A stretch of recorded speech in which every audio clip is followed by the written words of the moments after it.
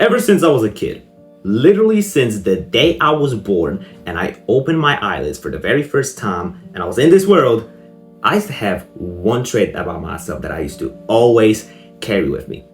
Even to this day, honestly, it was this one trait that I used to always dictate my appearance. Therefore, it kind of dictated my character as well. I started to act on it, but the one trait that I always had since the dawn of time has to be pretty small. Has to be pretty short, pretty skinny. Didn't really have much size to my name. Since the day I was born all the way till pretty much today, I didn't really have much size. Now, when I was a kid, I didn't really think much about that, right? I used to always hear from other people that, oh, well, your mom's pretty short. Your dad isn't really that tall either, so it's no surprise that you're not the biggest. And I swallowed that belief. I swallowed it very deeply, and that's where the seed has finally been planted. And from that point on, the roots have started to grow much, much larger and larger. It's exactly like trees. You start off with a small little seed, you plant it, it grows the roots. However, eventually, the tree starts coming out as well. The roots is what's going on the inside, right? But there's always an external, right? There aren't roots without trees, right? So at one point or another throughout my life, those beliefs that I had finally started to reflect on the outside. Suddenly, my behavior, the excuses I would make, the overall behavior I used to have often would run back to this one belief that I held about myself. Now, I was small. I was tiny. Some big guy will try to step up to me, trying to bully me or something. Well, why is that?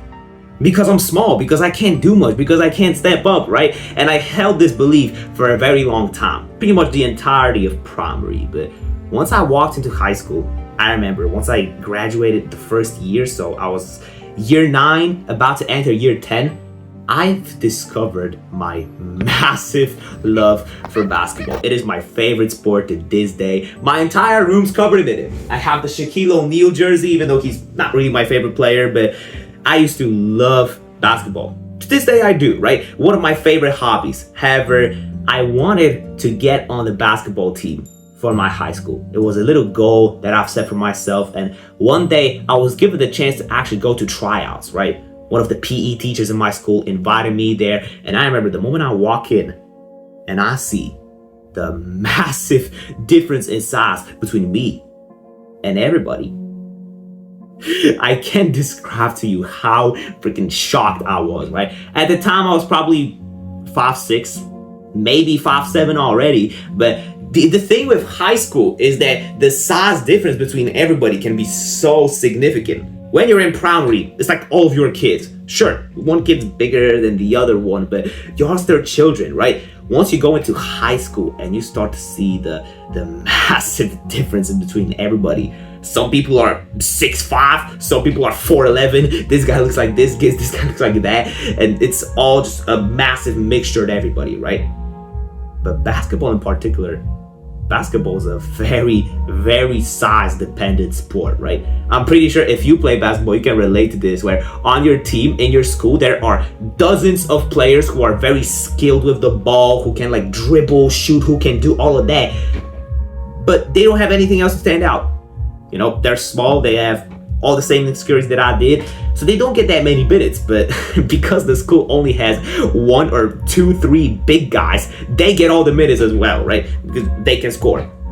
Same thing, right? I didn't really get that much play time. I wasn't even that good to begin with. This isn't me speaking from insecurity or anything. I'm just telling you the downright truth. I wasn't really the best on that team. I wasn't even in the starting lineup once I made my debut. But at one point, I needed to change. I was sick of this belief that I had, so I started to take action. I started to lift weights sometime around late 2022, I think it was December, because I always count my months from January 2023, right? So around the time where next year started, I started to really, really focus on my body. I started lifting weights. After 6 months of lifting, I signed up for boxing as well. So I was both increasing my muscle size and I was learning how to, defend myself. And it's only been up to recently that I've realized, wait a minute, I have built this insane body, right? Sure, I'm still only around 155, but my strength numbers are really good for my weight. I've made a shit ton of progress with fighting, and I have no reason to have those insecurities anymore. But the craziest part, they didn't go away. The roots that have been planted deeply into the ground of my subconscious mind have been so deep, and I'm kind of repeating myself here, that they didn't go away. I thought that once I actually achieved these things, the thoughts would finally disappear. But it's only been up to recently that I finally managed to let go of these. But the crazy thing, right? The stories that you repeat to yourself in your mind can really dictate your actions. Those stories that you repeat to yourself throughout your life, they're just like trees. Remember what I said in the beginning? Trees have roots, and the deeper they are, the harder it is to get rid of them. And these beliefs can truly impact the way you behave. Even right now, the reason how I found out about this is because oftentimes when I'm in conversations, I've noticed that I still have those submissive behaviors. Even around guys who are way skinnier than me, way shorter than me and all that, I started to see the exact same patterns in behavior that I used to have way back when I was a kid. The earlier you develop these beliefs, the earlier you planted the seed, the bigger the tree, the entire thing's going to grow, right? You need to be very cautious of the things that you say, and especially the things that you think. Because the mouth is just an expression of the mind. Oftentimes, when we're going through a negative belief, we will try to express it towards other people, looking for validation. We would start talking to people about how, oh my goodness, nothing's going my way. I'm going through all of these different things, because we're looking for somebody who can relate to us, right? But what you are really doing by repeating these things out loud more and more is that you are further embracing it. It's wild. I was making progress on my body. It was definitely getting bigger. Whilst to this day, I'm not the best at fighting, right? I still flick around, or like I start blinking when I see punches coming my way. But I made very good progress. The thoughts didn't go away. No, my mind still view itself as this small little insecure child. The child didn't grow up, you could say, but we need to let go of these negative beliefs. Just stop embracing them. The issue for most people, myself included, is that we embrace these thoughts we have, looking for other people who we think can get rid of them. No, it's on you to do that. Only you can change your mind.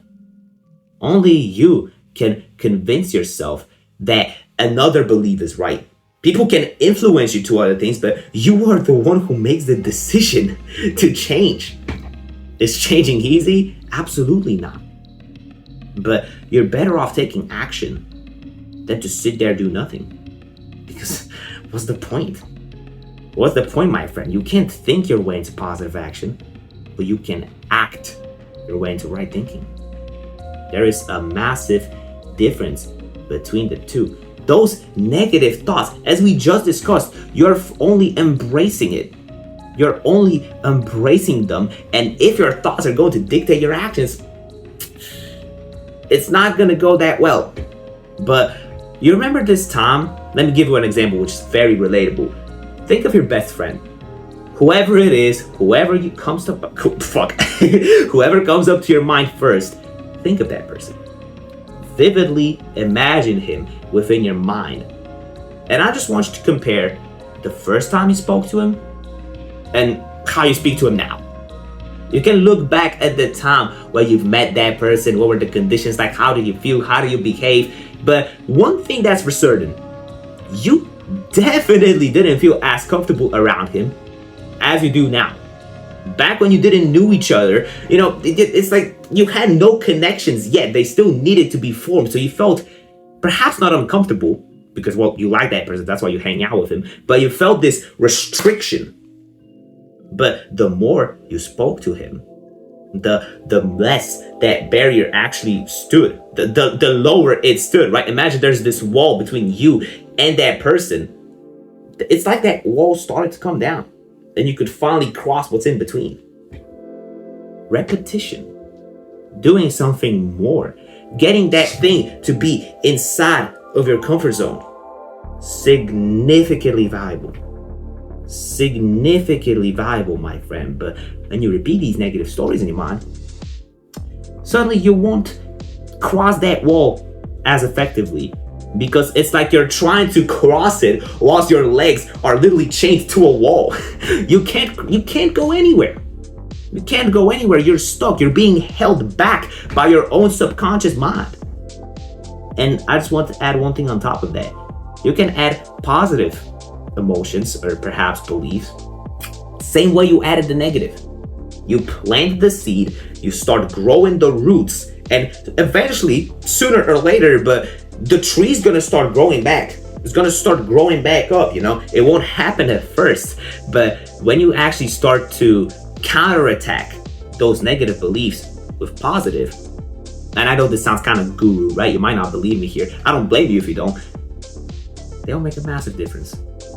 I mean, you're better off saying that you'll figure it out than saying that, oh my God, I'm so stuck and I'm gonna do all this, that. Because once you repeat it enough times, it'll become your subconscious. However, actions are significantly better than thoughts. As we've already said, actions are the much faster way out, right? You know how great you feel once you do something that you thought was difficult and you finally get it done? You feel amazing about yourself. You feel absolutely amazing. You have that memory where, let's say there was a difficult math test or any subject that you thought you were gonna fail completely, but turns out you check the grades app you have and suddenly you get an A+. That feeling's amazing, isn't it? Suddenly, the winner effect starts to unroll, and you know where I'm going with this, right? Take this to heart, my friend. The stories that you subconsciously repeat in your mind, they are very powerful. Once you repeat anything enough times, it starts to grow deep into your subconscious. But also remember, your actions have a very significant impact on how you behave. That's pretty much it. If you want to talk to me directly whilst hanging around the absolute best community we have on the entire internet, join the Discord server. I promise you the community is very active. We have weekly calls. You get to talk to so many different interesting people. It's honestly insane. But yeah, I won't waste any of your time. You can click all the videos if you want to. I'm not gonna force you to do anything. Hopefully, I'll see you in the next video. So keep working, brother. And take care.